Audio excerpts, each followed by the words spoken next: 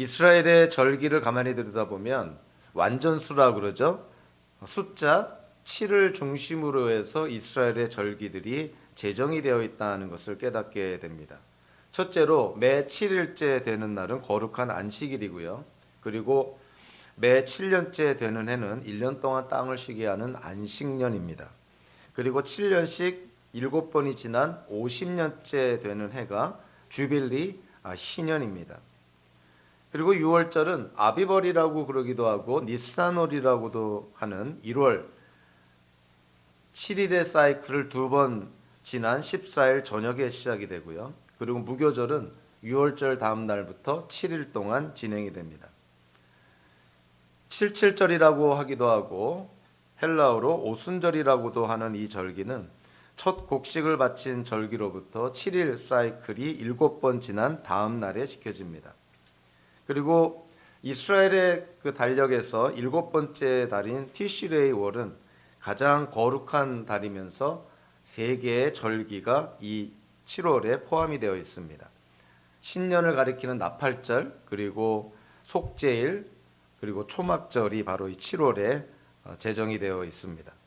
마지막으로 초막절이라기도 하고 장막절이라고도 하는 절기는 7일 동안 지속이 되며 8일째 되는 날에 마지막 성회가 열립니다. 그래서 이스라엘의 절기들을 가만히 들여다보면 7이라는 숫자를 중심으로 해서 이 절기가 제정이 되었다는 것을 깨닫게 되는데요. 자, 레위기 23장의 구성을 가만히 들여다보면 1절부터 22절까지는 안식일과 그리고 봄철에 제정된 절기에 대한 규례를 담고 있습니다. 그러니까 현대의 달력으로 얘기하면 3월이나 4월에 제정된 절기들이 1절부터 22절, 23장의 전반부에 이렇게 규례가 나와 있고요. 그리고 23절부터 44절 후반부에는 이스라엘의 그 원력 가운데 가을철 절기, 즉 현대적으로 얘기하면 9월이나 10월 이 가을철에 행해지는 절기들에 대해서 언급이 되어 있습니다. 그래서 23장을 만약에 2번에 나눠서 설교를 한다면 1절부터 22절까지를 하나의 본문으로 택할 수 있고 23절부터 44절까지를 또 하나의 본문으로 택할 수가 있겠죠. 근데 저는 좀 다르게 이 본문을 좀 택했습니다. 출애굽기 34장 23절과 24절에 보면 이스라엘 백성이 특히 남자들은 예외 없이 매년 3번 반드시 성전이나 성막에 모여서 예배를 드려야 되는 절기들이 있었습니다. 어찌 보면 가장 중요한 절기들인 것이죠. 그 3개의 절기가 6월절과 무교절, 2번째가 77절, 그리고 3번째가 초막절 또는 장막절이라는 절기입니다. 그래서 레위기 23장을 이 3개의 절기를 기준으로 해서 저는 3단락으로 나누어서 3번에 걸쳐서 레위기 23장의 말씀을 나누려고 합니다. 그래서 오늘 설교의 제목도 예수님과 절기 1이라고 한 거예요.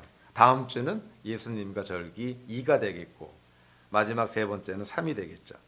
그래서 오늘은 예수님과 이스라엘의 절기 가운데서 안식일 그리고 6월절과 무교절 그리고 3번째는 초실절이 어떠한 관계가 있고 예수님께서 어떻게 이 절기들을 이루고 성취하셨는지 현대를 사는 우리에게 어떠한 의미가 있는지 우리가 두루두루 함께 나누려고 합니다.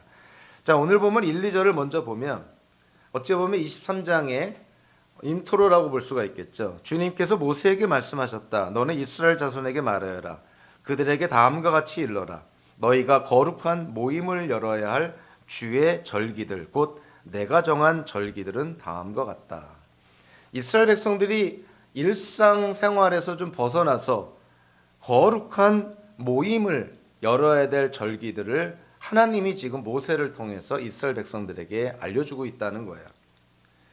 거룩한 모임이라고 번역된 이 히브리어 이 문구는 문자적으로는 거룩한 소집 또는 거룩한 회집이라고 볼 수가 있습니다. 그러니까 백성들을 주님 앞에 거룩하게 불러 모은다는 뜻인 것이죠. 그리고 이 거룩한 모임이라는 이 히브리어 표현이 레위기 23장에서만 단수형, 복수형으로 무려 11번이나 사용이 됩니다. 그만큼 레위기 23장에 어떤 특징을 하나의 단어로 표현한다면 바로 이스라엘 백성들이 거룩한 모임을 통해서 하나님을 예배하고 하나님을 찬양하는 그러한 절기들을 하나님이 지금 주고 있다는 거예요.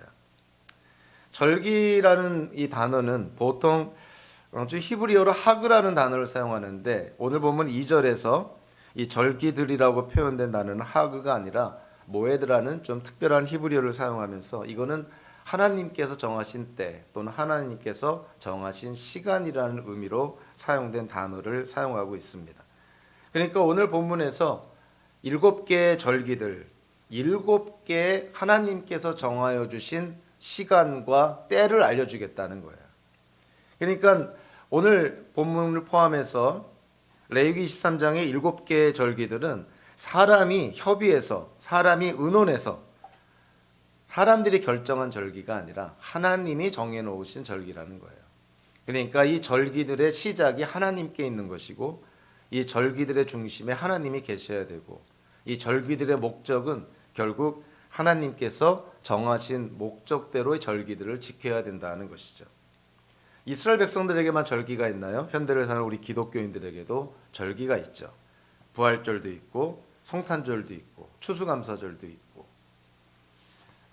그래서 이 절기들을 지킬 때 우리는 과연 어떻게 절기들을 지키는가 돌아볼 필요가 있는 것이죠. 과연 하나님 중심적으로 절기들을 지키고 있는지, 그리고 하나님을 향하여서 절기를 지키고 있는지, 이 절기들을 통해서 하나님께 영광을 돌리고 있는지, 현대 기독교인들에게 있어서 기독교의 절기를 어떻게 지키는지를 우리가 한번 돌아보고 우리가 한번 성찰해 본다면 아마 우리가 회개해야 될 부분들이 많지 않을까, 이런 생각도 하게 됩니다.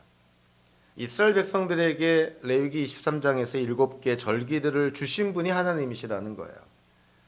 그러니까 이스라엘 백성들은 하나님이 정하여 놓으신 때와 시간, 절기들을 하나님께서 원하시는 방법대로, 원하시는 절차에 따라서, 원하시는 목적대로 이 절기들을 지켜야 된다는 것이죠.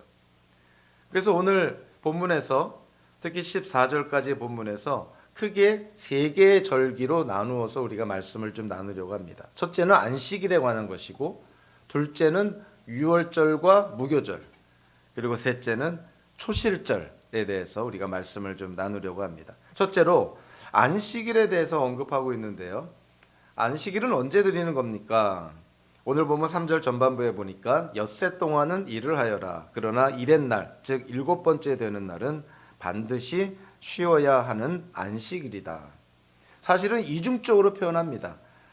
이렛날은 안식일이다라고 해도 충분한데, 거의 똑같은 히브리어 단어를 반복하여 사용하면서 반드시 쉬어야 하는 안식일이다, 이렇게 표현합니다. 사실 이걸 좀 문자적으로 표현하면 온전한 쉼의 안식일이다, 이렇게 표현한 거예요. 그러니까 안식일을 굉장히 강조한 그런 표현이라고 이해가 됩니다. 웨스트민스터 소요리 문답 59문에 보면 이렇게 질문과 답이 나와 있습니다. 하나님은 7일 중 어떤 날을 매주 안식일로 정하셨습니까?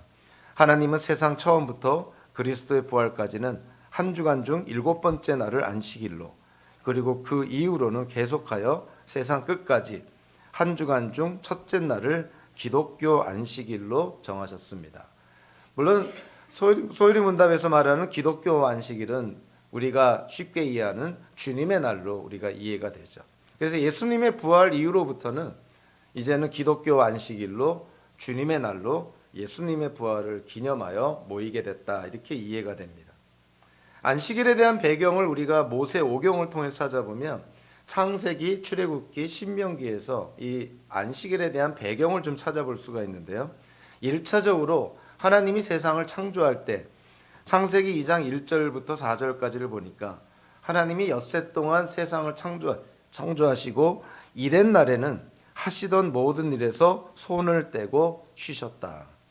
이것이 안식일의 가장 근원적인 출발점입니다. 하나님이 6일 동안 일하시고 7일째 되는 날 쉬셨다는 거예요. 자, 그래서 10계명 가운데 4계명인 안식일에 관한 계명을 언급한 출애굽기 20장 8절부터 11절까지를 보면, 출애굽기 20장에서는 안식일의 계명의 그 근거, 배경을 뭐라고 묘사하고 있냐면, 내가 엿새 동안 하늘과 땅과 바다와 그 안에 있는 모든 것을 만들고 이렛날에는 쉬었기 때문이다. 그러므로 나 주가 안식일을 복주고 그날을 거룩하게 하였다. 그렇기 때문에 이스라엘 백성도 안식일을 거룩하게 지켜야 된다는 거야.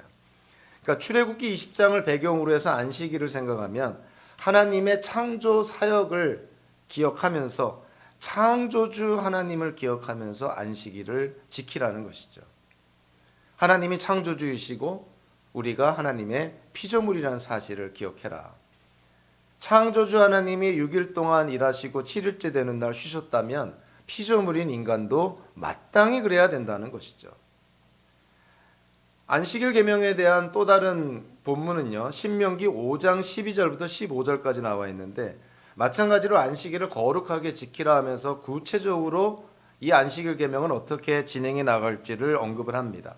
자, 그런데 신명기 5장은 출애굽기 20장과 달리 안식일 계명을 지켜야 되는 어떤 배경을 좀 다르게 묘사를 해요. 신명기 5장 15절에 보면 너희는 기억하여라. 너희가 이집트 땅에서 종살이를 하고 있을 때 주 너희의 하나님이 강한 손과 편팔로 너희를 거기에서 이끌어 내었으므로 주 너희의 하나님이 너에게 안식일을 지키라고 명한다. 출애굽기 20장에서는 하나님의 창조 사역 가운데 창조주 하나님을 기억하며 우리가 안식일을 지켜야 된다고 이해가 되는데요. 신명기 5장에서는 이제는 하나님의 구속 사역, 이집트에서 종살이하고 있던 이스라엘 백성들을, 노예로 있던 이스라엘 백성들을 마치 값을 지불하고 그들을 해방시킨 그런 하나님의 구속 사역에 기초해서 안식일 계명을 지키라는 거예요. 그러니까 구원주 되시는 하나님을 기억하면서 안식일을 지키라는 것이죠. 그래서 하나님의 창조 사역과 하나님의 구속 사역을 우리가 같이 이렇게 바라보면 공통적인 게 분명히 하나 있습니다. 그것은 회복이라는, 쉼이라는 어떤 그러한 개념이 공통적으로 들어가죠. 6일 동안 일하다가 7일째 쉰다는 것은 회복을 당연히 의미하는 것이고, 이스라엘 백성이 이집트에서 해방된다는 것은 이스라엘 백성이 하나님의 백성으로서의 정체성을 회복하는 것이라고 이해가 되는 것이죠. 그러니까 안식일을 우리가 왜 지킵니까? 하나님을 위해서 지킨다는 측면보다는 하나님이 우리를 위해서 주신 계명이 안식일의 계명이죠. 그래서 안식일의 계명을 통해서 우리가 쉼도 누리고 회복도 누리고 재충전도 해야 되고, 이런 어떤 하나님께서 허락하신 이런 유익을 우리가 안식일을 통해서 누려야 된다는 것이죠. 오늘 본문에서는 안식일에 드려지는 제물에 대해서는 전혀 언급되지 않지만 민수기 28장 9절 10절에 보면 안식일에 이스라엘 백성들이 하나님께 드려야 될 제물들을 아주 구체적으로 언급을 합니다. 번제물도 드려야 되고 곡식 제물도 드려야 되고 전제라 그러죠. 부어드리는 제물도 안식일에 하나님께 바쳐야 된다고 민수기 28장에서는 언급을 하고 있습니다. 이스라엘 백성들에게 있어서 안식일의 의미는요, 너무나 간결하게 명료하게 명시되어 있습니다. 3절 후반부에 보면 안식일에는 거룩한 모임을 열어야 되고 어떤 일도 해서는 안 된다. 이날은 너희가 살고 있는 모든 곳에서 지킬 주의 안식일이다. 그러니까 노동을 하지 말라, 이런 것이죠. 6일 동안 해왔던 일들을 다 멈추고 거룩한 모임을 열어서, 성회를 열어서 하나님을 찬양하고 하나님을 예배하며 그렇게 하나님 안에서 그런 안식과 쉼과 회복을 누려야 된다는 거예요. 예수님과 안식일의 관계를 가만히 살펴보면 가장 대표적인 표현이 마태복음서 12장 6절 8절에서 예수님이 예수님 자신을 인자는 안식일의 주인이라고 말씀을 합니다. 바리새인들이 안식일에 의도와 관계없이 이스라엘 백성들을 속가는, 이스라엘 백성들에게 어떤 족쇄를 치우는 그런 굉장히 무거운 부담을 줬던 것이죠. 거기에 대해서 예수님께서 그들을 꾸짖으면서 인자가 안식일의 주인이다, 즉 예수님이 안식일의 주인이라고 말씀을 합니다. 여기에는 안식일을 문자 그대로만 지키는 것이 아니라 그 안식일의 본질을 이해하고 올바르게 운영하고 적용하실 권한이 예수님께 있다는 거예요. 그러니까 예수님께서 안식일을 어떻게 해석하고 어떻게 적용했는지를 우리가 보면서 안식일에 대한 바른 이해와 바른 적용을 실천해 가야 된다는 것이죠. 한마디로 안식일은 사람을 위해서 준 것이지 안식일을 위해서 사람이 뭘 해야 된다 이런 측면은 아니라는 거예요.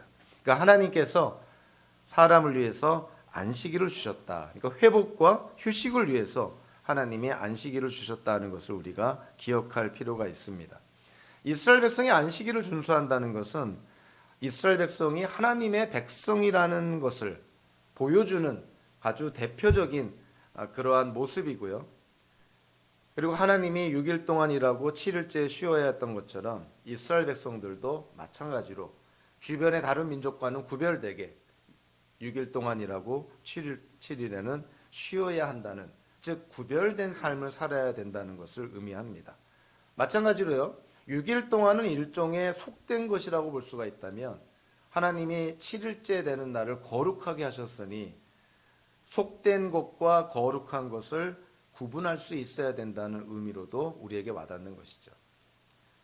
우리 현대 기독교인들이 주일 성수를 이걸 율법적으로 기계적으로 아무 생각 없이 습관적으로 지키는 것도 문제지만 그렇다고 해서 너무나 자유롭게 주일을 아무 생각 없이 지키지 않고 주일에 아무 생각 없이 하나님의 뜻과는 다른 일들에 주력한다는 것은 결코 성경적이지도 않고 성도의 모습도 아닙니다.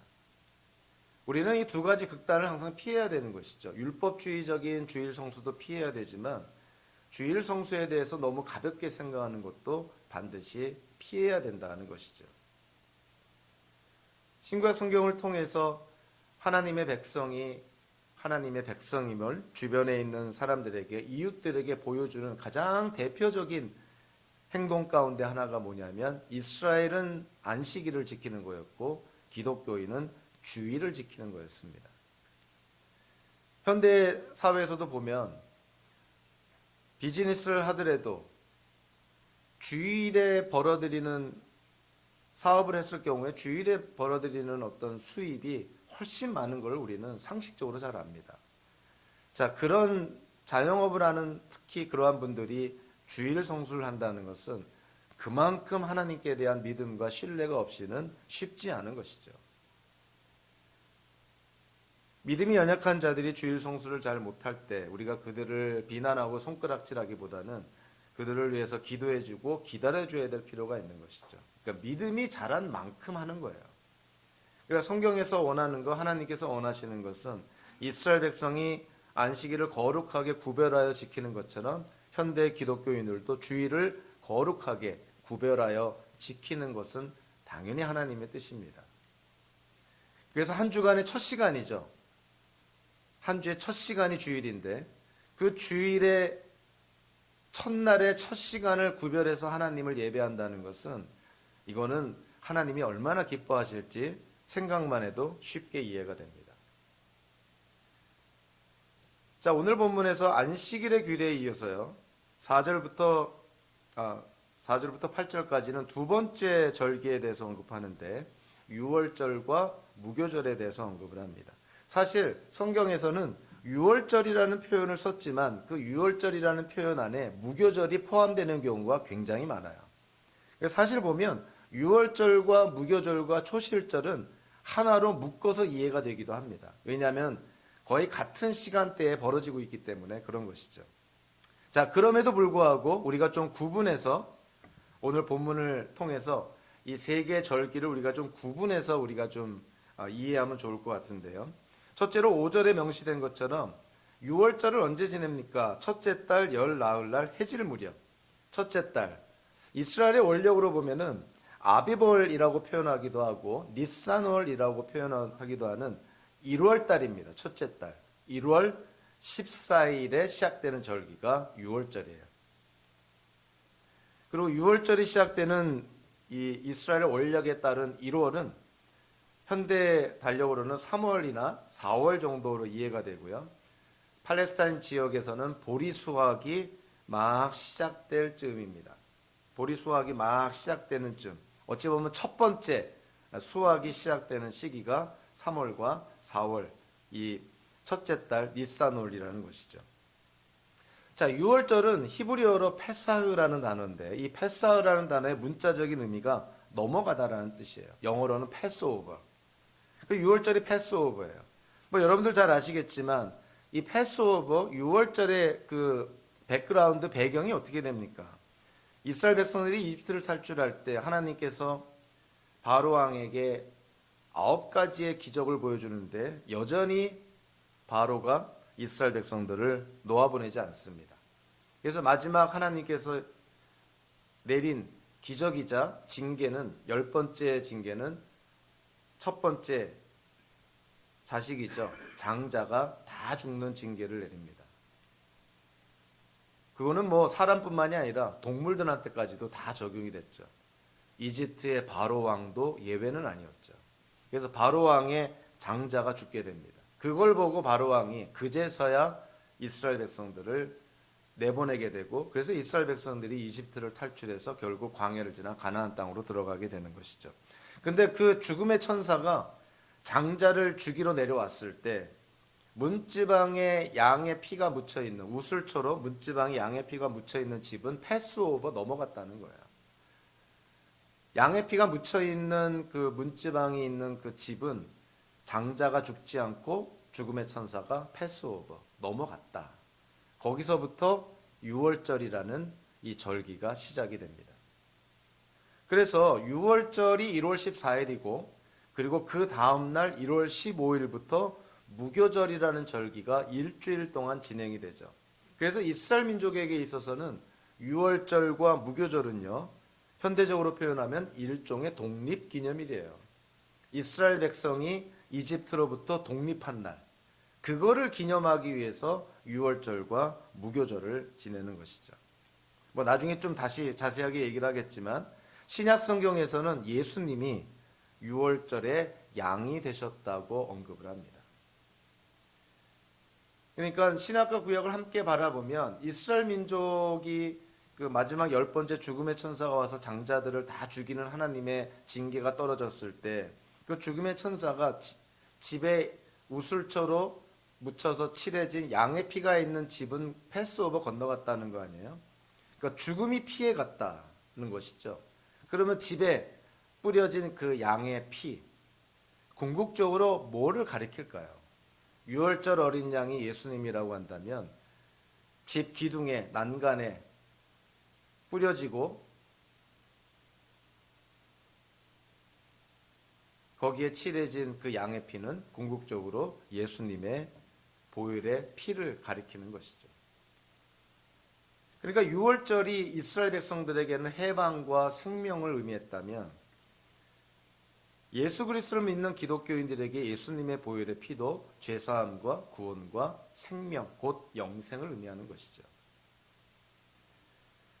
무교절은요, 히브리어로 하그 마초트라는 표현을 쓰는데 문자적으로요, 이 무교절을 문자적으로 번역하면 무교병들의 절기라고 번역이 됩니다. 그러니까 마초트라는 히브리어가 복수형이고 이것이 마초라는 그 무교병의 복수형인데 하그가 아까 절기, 축제 뭐 이런 뜻이라 그랬죠. 그래서 무교절은 이런 누룩을 넣지 않는 빵들의 절기, 무교병의 절기다 이렇게 이해가 됩니다. 그리고 이 무교절은 유월절 다음 날, 즉 1월 15일부터 7일 동안 진행이 되고요. 그래서 1월 15일에 거룩한 성회로 모이게 되고 마지막 날 1월 21일에 또 거룩한 성회로 모이게 됩니다. 그래서 1월 15일부터 1월 21일까지 7일 동안 이스라엘 백성들은 누룩을 넣지 않는 빵, 우리 이전 성경에서는 그걸 무교병이라고 그랬죠. 그래서 무교병을 7일 동안 먹어야 되는 것이고 무교절 첫날과 마지막 날에는 생업을 돕는 일, 어떠한 노동도 해서는 안 되고 거룩한 모임을 열어서 하나님께 예배할 것을 그렇게 명시하고 있습니다.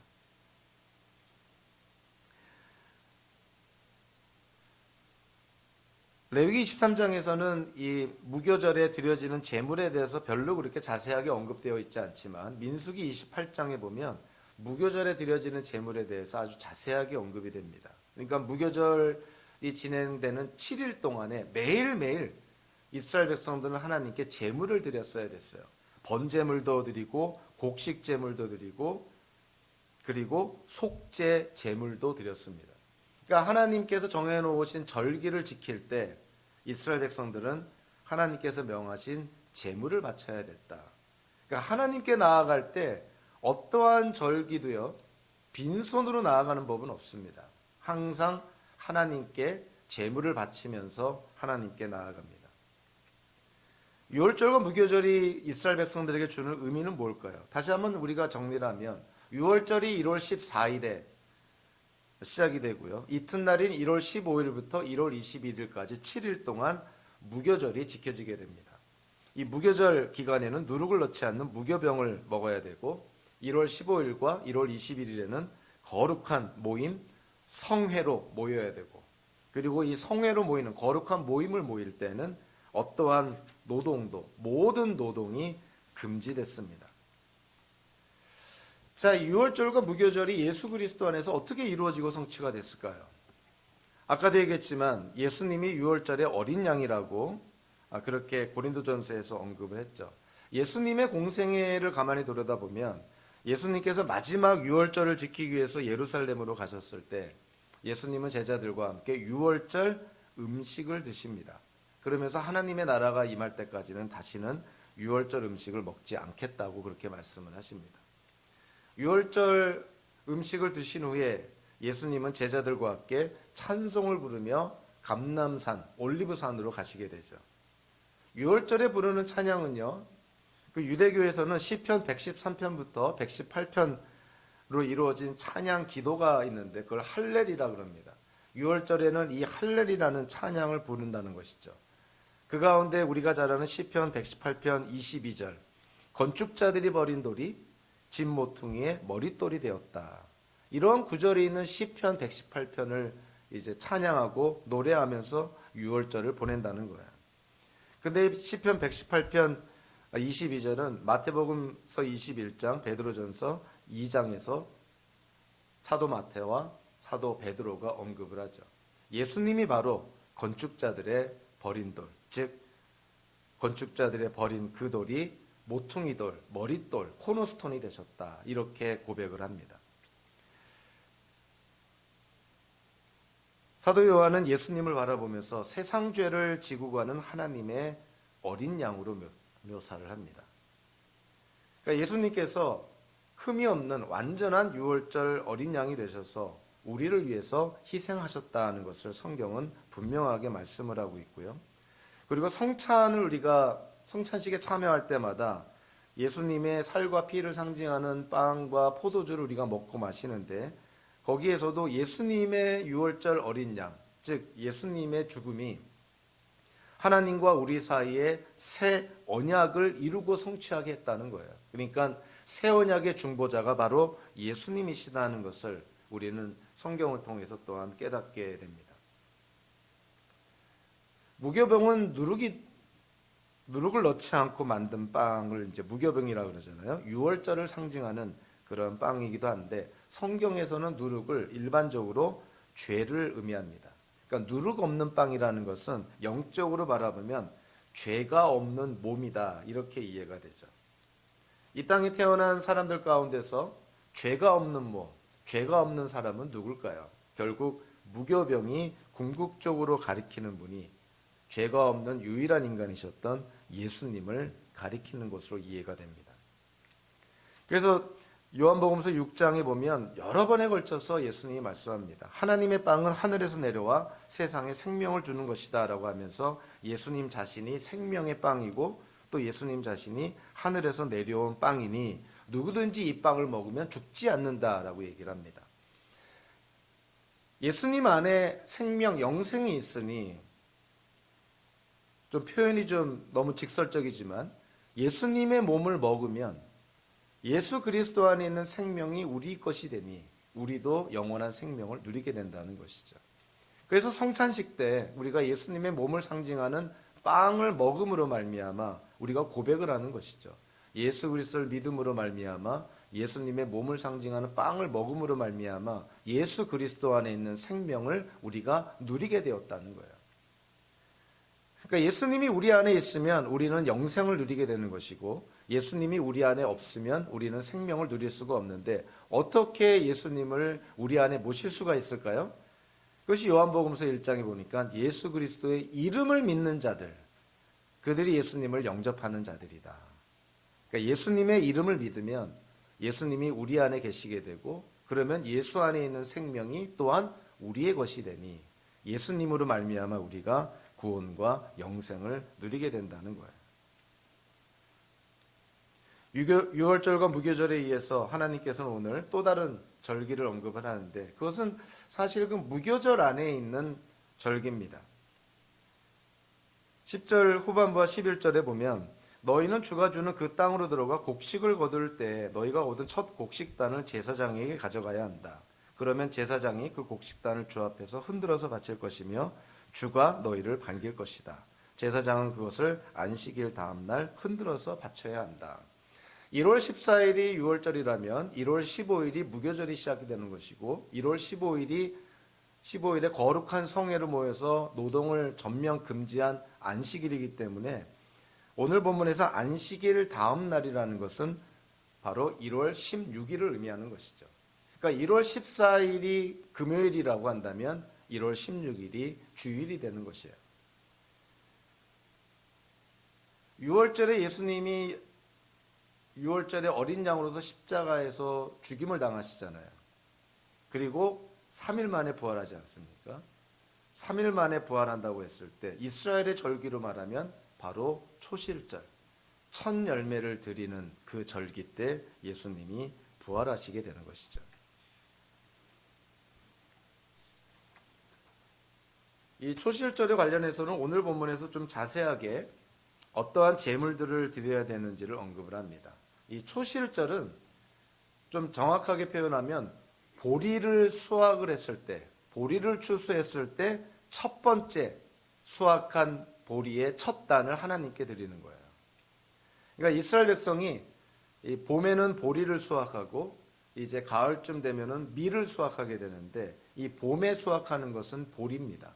그래서 초실절 때 하나님께 드리는 이 곡식단은 바로 보리를 한 묶음 하나님께 드리는 거예요. 그러니까 보리를 3월, 4월에 추수하게 되는데 처음으로 수수한 보리, 그거를 하나 묶음으로 해서 하나님께 드리는 것이죠. 근데 하나님께 보리 첫 단을 드릴 뿐만이 아니라 오늘 보면 12절, 13절에 보니까 번제물도 드리고 또 곡식제물도 드리고 전제라 그러죠. 부어드리는 제물도 하나님께 드립니다. 여기에 대해서 사도 바울이 고린도전서 15장 20절, 23절에서 이렇게 좀 길게 표현합니다. 그러나 이제 그리스도께서 죽은 사람들 가운데서 살아나셔서 잠든 사람들의 첫 열매가 되셨습니다. 한 사람으로 말미암아 죽음이 들어왔으니 또한 한 사람으로 말미암아 죽은 사람의 부활도 옵니다. 아담 안에서 모든 사람이 죽은 것과 같이 그리스도 안에서 모든 사람이 살아나게 될 것입니다. 그러나 각각 제 차례대로 그렇게 될 것입니다. 첫째는 첫 열매이신 그리스도요, 그 다음은 그리스도께서 재림하실 때에 그리스도께 속한 사람들입니다. 예수님이 죽은 자들 가운데서 부활하신 것을 첫 열매라고 표현합니다. 그러니까 첫 열매라는 것은 어떠한 것을 전제로 하고 어떠한 의미가 내포되어 있냐면, 첫 열매가 있으면 나중에 완전한 풍성한 열매가 맺힐 거라는 것을 전제로 합니다. 그래서 이스라엘 백성들이 비록 나중에 맺힐 열매, 나중에 거둬들일 수확물이 아직은 수중이 없지만 하나님께서 분명히 나중에 풍성한 수확을 허락하실 것을 믿고 신뢰하기 때문에 첫 번째 수확물을 하나님께 드리는 거예요. 그래서 수확한 보리의 첫 단을 하나님께 드리는 절기가 바로 초실절인 것이죠. 그리고 그 초실절이 궁극적으로 잠든 자들 가운데서 제일 먼저 부활하신 예수님의 부활이라는 사건으로 영적으로 완전하게 이루어지고 성취가 되었다는 거예요. 신구약 성경을 통해서 보면요, 초실절에 일어난 대표적인 사건이 구약에서는 이스라엘 백성이 가나안 땅에 들어갔을 때 만나가 그치게 되는데, 그 만나가 그친 날이 바로 초실절입니다. 6월절을 지나고 나서 안식일 그 다음 날에 이스라엘 백성들에게 40년 동안 내렸던 만나가 그쳤다. 여호수아기 5장 10절부터 12절까지 그렇게 언급을 하고 있고요. 그리고 신약 성경에서는 당연히 초실절에 일어난 대표적인 사건은 예수님의 부활이었던 것이죠. 우리는 오늘 말씀을 통해서 안식일과 그리고 유월절과 무교절 그리고 초실절에 대해서 우리가 좀 이해를 다시 한번 하면서 어떻게 우리가 우리의 삶 속에 이 절기들의 의미를, 절기들의 원리를 실천하고 적용할지를 우리가 하나님의 지혜가 좀 필요합니다. 안식일의 계명과 관련해서는요, 무엇보다도 우리가 꼭 기억을 해야 될 것은 시간은, 모든 시간이 다 하나님의 것이라는 거예요. 하나님이 시간을 만드십니다. 그러니까 우리가 생각하는 시간의 관념을 초월하여 역사하는 분이 하나님인 것이죠. 하나님이 시간을 만드셨으니 모든 시간이 다 하나님께 속해 있습니다. 그런데 안식일의 계명은 뭐냐면 모든 시간이 하나님께 속해 있다는 걸 우리가 고백하는 실질적이고 물질적인 증거가 뭐냐면 안식일을 지키는 거라는 거예요. 일곱째 되는 날을 우리가 쉼으로 말미암아 모든 일에서 손을 떼고 모든 노동에서 그 노동을 그침으로 말미암아 우리가 누리는 삶이, 우리가 누리는 시간이 다 하나님께 있구나. 하나님이 창조주이시고 우리가 피조물이구나. 이거를 안식일을 지킴으로 말미암아 고백하게 되는 것이죠. 우리는 예수 그리스도를 통해서 안식을 누리고 평화를 누리고 만족을 누리고 또 소망을 누립니다. 예수 그리스도의 구속 사역을 통해서 예수님이 성취하신 이 안식, 이 쉼과 평안함, 그건 과연 우리가 예수님을 믿음으로 지금 잘 누리고 있는가 한번 자문자답해 볼 필요가 있는 것이죠. 과연 우리는 지금 예수 그리스도 안에서 안식하고 있는가? 예수님이 평화를 주러 이 땅에 오셨다. 세상에 평화를 주러 이 땅에 오셨다. 그렇게 말씀하시고 예수님이 부활하시고 나서 제일 먼저 제자들에게 언급한 것이 평화를 언급합니다.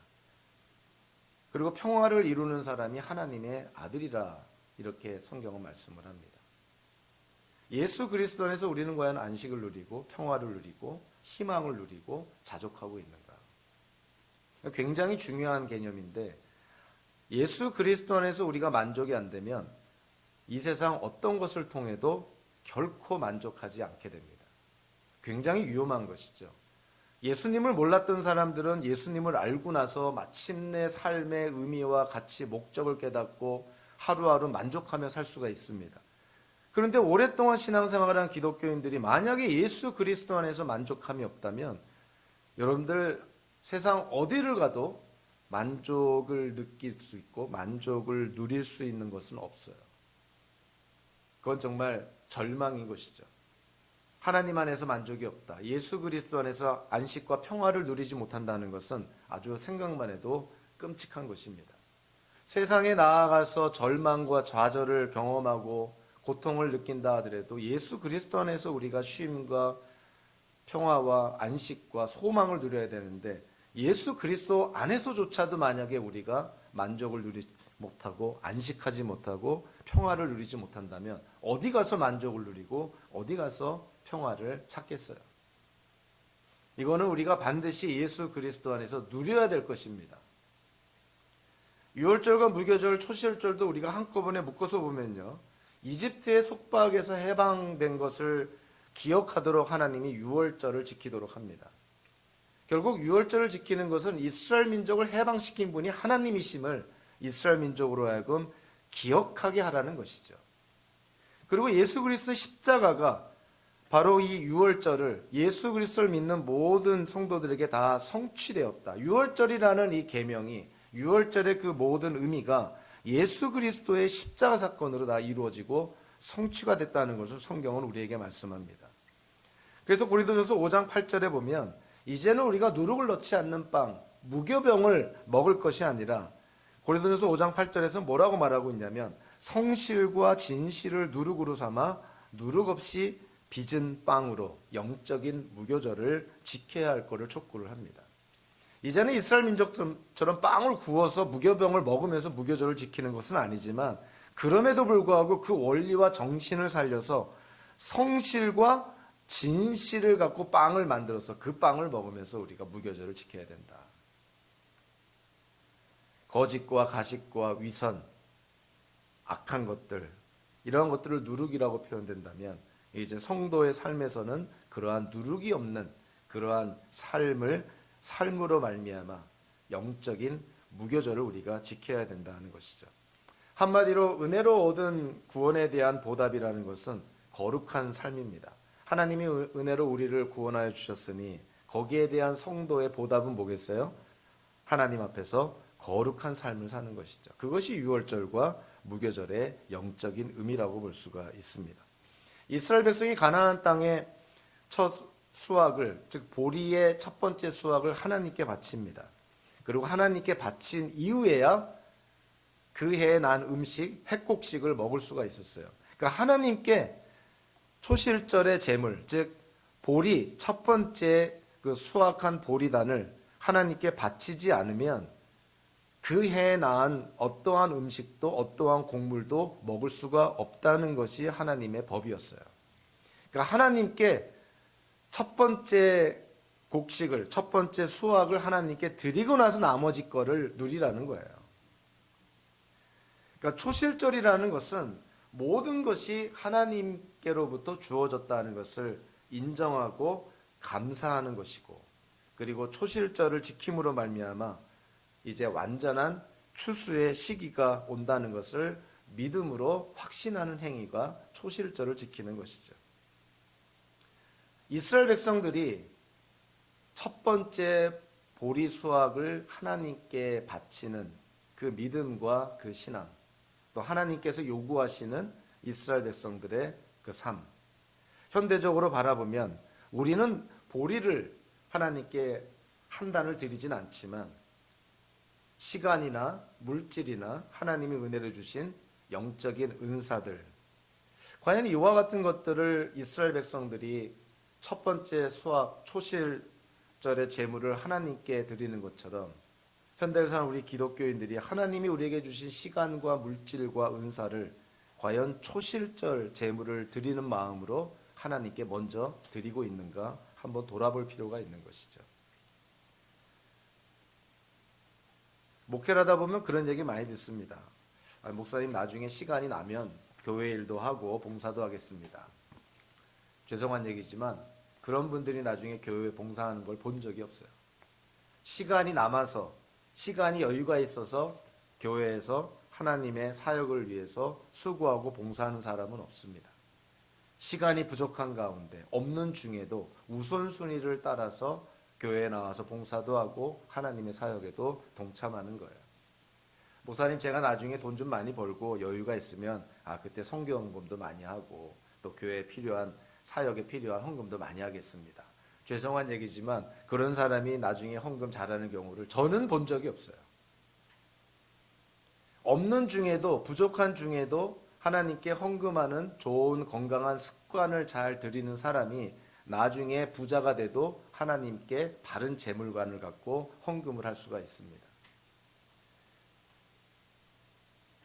초실절의 의미는 그런 거예요. 우리 수중에 가진 것이 많은 것 중에서 하나를 떼어서 하나님께 드리는 것이 초실절이 아니라 제일 먼저 수확한 것, 어찌 보면 모든 것이죠. 수확한 첫 번째 모든 것을 하나님께 드립니다. 하나님께 드리면서 어떠한 믿음이냐, 첫 열매가 있으면 나중에 풍성한 추수, 풍성한 수확이 있을 것이다. 나무에 과일이 하나 열리면 때가 되면 이 나무에 엄청나게 많은 과일들이 열릴 것이다. 하나님께 대한 그러한 믿음과 신뢰를 갖고 초실절에 제물을 드리는 거예요. 우리 현대 기독교인들도 그렇게 돼야 됩니다. 시간이 남아서 교회에 하나님의 나라를 위해서 봉사하는 것이 아니고요. 돈이 남아서 교회에 헌금하는 것이 아니고요. 우리의 재능이 차고 넘쳐서 남는, 자기가 원하는 거 다 하다가 남는 재능을 교회를 위해서 사용하는 것이 아닙니다. 하나님이 원하시는 것은 초실절에 재물을 원하시는 것처럼 우선순위에서 최우선순위를 하나님께 두시기를 원하는 거예요. 그래서 여러분들이 시간을 사용할 때에도 또 재물을 사용할 때에도 은사를 사용할 때에도 하나님께 최우선순위를 두고 그렇게 삶을 계획하고 진행하고 살아가야 됩니다. 그것이 초실절이 주는, 현대 기독교인들에게 주는 의미라고 볼 수가 있어요. 마치 한 주간의 첫 시간을 거룩하게 구별하여서 하나님을 예배하는 이 시간처럼, 하나님은 시간이 남아서, 물질이 남아서, 은사가 차고 넘쳐서 그 남는 것들, 떨거지를 하나님께 드리는 그런 것이 아니라 가장 좋은, 제일 먼저 난 핵곡식과 같은 가장 처음 수확한 것을 하나님께 드리는 것을 하나님은 원하신다는 것이죠. 우리는 예수 그리스도를 믿음으로 말미암아 안식일의 계명도, 유월절과 무교절의 계명도, 초실절의 계명도 예수 그리스도 안에서 다 이루어지고 성취되었음을 깨닫게 됩니다. 그리고 그 예수님을 우리가 믿기에 이와 같은 절기들이 두는 하나님의 축복을 우리는 이미 받아 누리고 있다는 거예요. 저와 여러분들의 삶 속에서 하나님의 축복을 받은 자로 세상의 소금과 빛의 역할을 잘 감당하는 성도의 삶을 통해서 하나님께 영광을 돌리는 우리 모두가 되기를, 우리 공동체가 되기를 주님의 이름으로 축원합니다. 기도하겠습니다. 사랑과 은혜 하나님 감사합니다. 특별히 7개의 절기들 가운데 안식일과 유월절과 무교절, 초실절에 대한 절기들을 우리가 이해하며 이와 같은 절기들이 예수님과 어떠한 관계가 있고 또 예수 그리스도 안에서 어떻게 이루어지고 성취가 되었으며 예수를 믿는 우리 기독교인들이 이 땅을 어떻게 살아가야 될지를 또한 깨닫고 도전하여 주심에 감사를 드립니다. 이미 하나님께 받은 복이 차고 넘치어난 우리가 꼭 기억하게 하여 주시고, 그래서 항상 하나님께 감사하며 최우선순위에 항상 하나님을 두고 이 땅을 살아가는 모든 성도들 되게 하여 주시옵소서. 예수님의 이름으로 기도하옵나이다. 아멘.